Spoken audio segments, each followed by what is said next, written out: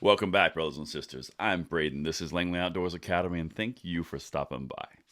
All right, guys, tonight we're going to talk about how CNN is reacting to those Gallup poll numbers that we came out with last night on our previous video. If you have not seen it, check it out because it's phenomenal for gun rights going forward and passing that Second Amendment along to the next generation. But could you guys simply imagine, put yourself in CNN's shoes. I know it's sticky, but anyway.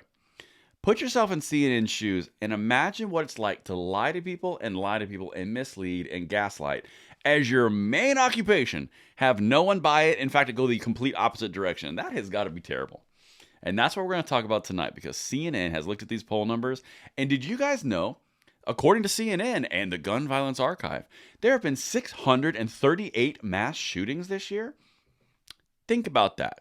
Do you remember all those? Because I sure don't.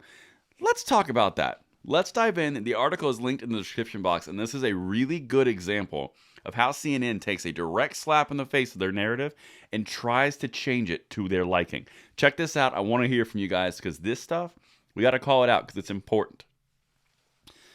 Support for gun control just hit its lowest point in almost a decade. This is from Chris Cillizza, CNN editor-at-large. This is not a small fry in the CNN ecosystem, but let's continue. See what he has to say. CNN.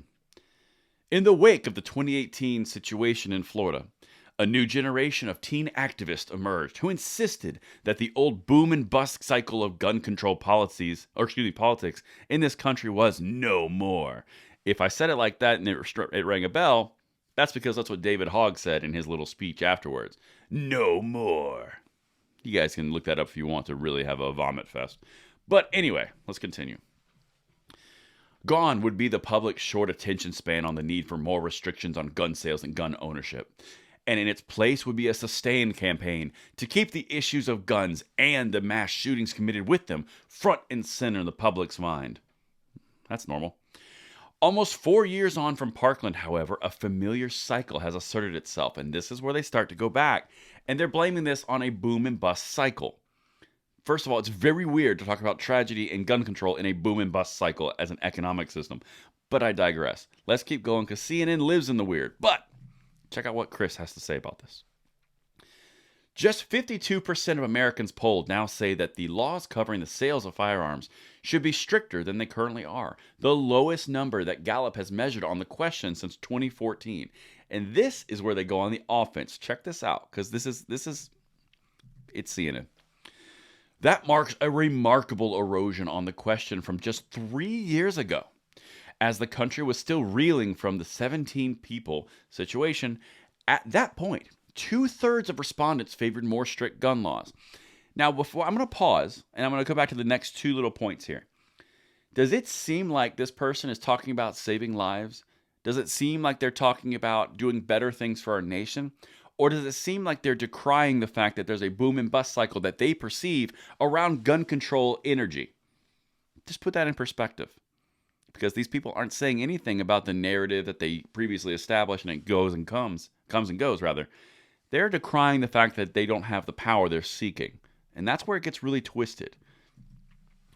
While the Democratic-led House passed 2 measures to strengthen background checks, the Senate is not expected to act on either one. That's H.R. 8 and 1446. We've spoken about it a lot since February. Meanwhile, and this is where it gets good, Americans are buying more guns than ever before. In 2020, nearly 23 million guns were bought, a record. That surge has continued through 2021. Now, left out a very important piece here. 40% of those guns were bought by first-time gun buyers. This is not a boom and bust cycle like this guy is talking about. This is a permanent adaptation for guns for people who've never had guns before. That's why they're freaking out. And that's why I always bring these things to you, because there is a pattern here. This is where he brings in the number 638. And there has been no let-up in mass shootings either. According to the Gun Violence Archive, there have been 638 mass shootings so far in 2021. All right, 638? The mainstream media can't let one of these go without wall-to-wall coverage decrying everything about our Second Amendment and blaming a very specific demographic in the nation for every fault when it comes to guns. Do you really think they let 638 go unnoticed? Or are these just Gun Violence Archive stats that are completely manipulated and they don't mention the fact that it's gun crime, drug crime, gang crime, none of that. They don't say the reason or the cause. They only say the impact and the end result. If you look at the FBI statistics, you look at the police reports, all that stuff completely debunks this number. But that doesn't matter to CNN because it's about the narrative. The site defines a mass shooting as one with 4 or more victims, either injured or killed, not including the gunman. That includes drive-bys, doesn't it? Yep. All right. And here's how they wrap it up. What Parkland did was keep the issue in the news and on people's minds longer.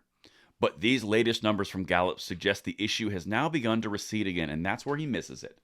It has not begun to recede because this is not a boom and bust cycle. The media covers it and like it's a boom and bust cycle. But when you're talking about 40% of 21 million guns, all in new gun owners, this is not a cycle. This is them losing power on the gun control narrative, and every single day they spread their lies, and every single day we ignore them. Just saying. And that's what I have for you guys tonight. Let me know what you guys think in the comments below, and I will see you on the next one. I'm Braden, signing out.